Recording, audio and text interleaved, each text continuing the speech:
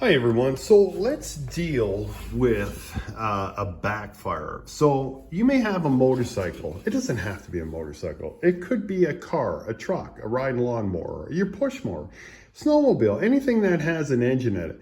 When you turn the key off or you shut the engine off and you hear a loud pop, it could be quiet like a small firecracker, or it could sound like a cannon going off. You want to get on that and fix that little problem before it causes damage, because backfires can cause damage.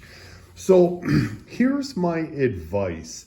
Just do a basic tune-up on that piece of equipment that is backfiring and just see if that problem doesn't go away. Here's what a basic tune-up would require to get rid of a backfire. Put in a brand new air filter and put in brand new spark plugs. Get those dirty, worn out spark plugs out of there and start off with those two things. You may have solved your problem.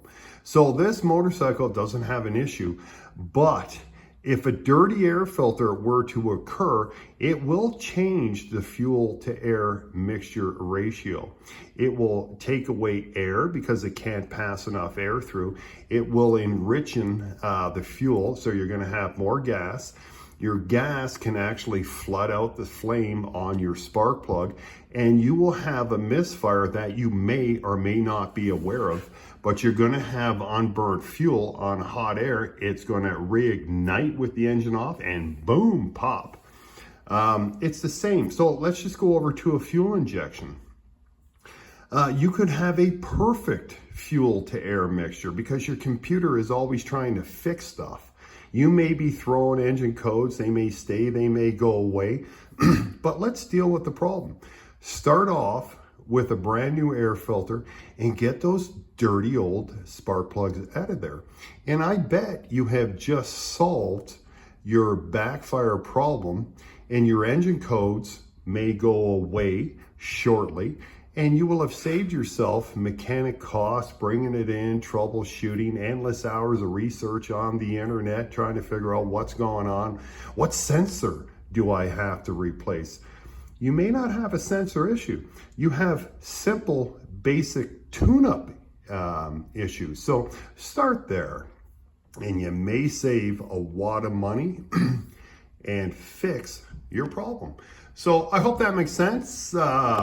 That's what I would do, and I would save myself a ton of money. Oh, here's a pro tip. I should throw this in there. So use good spark plugs for your vehicle. Here's what I have found out over the years the hard way.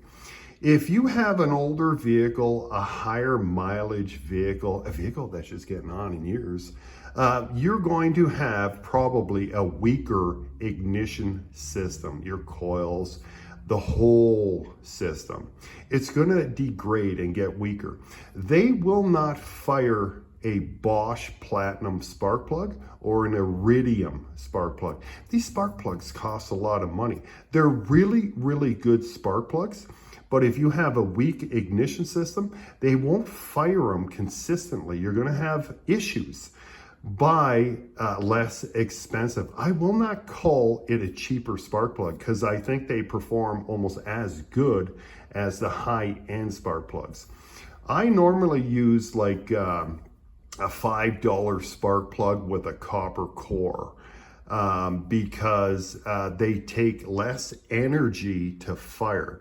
So if you have a weak ignition system, go with a less expensive spark plug, and they should fire when they will not fire, when your ignition system will not fire a more expensive spark plug. So I do love the Autolite copper cores.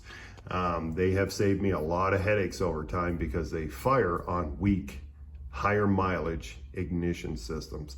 Hope it helps. Start there, and you may save yourself from having your vehicle towed in, dragged in, or save that mechanic cost. Keep the money in your pocket. Have a good day.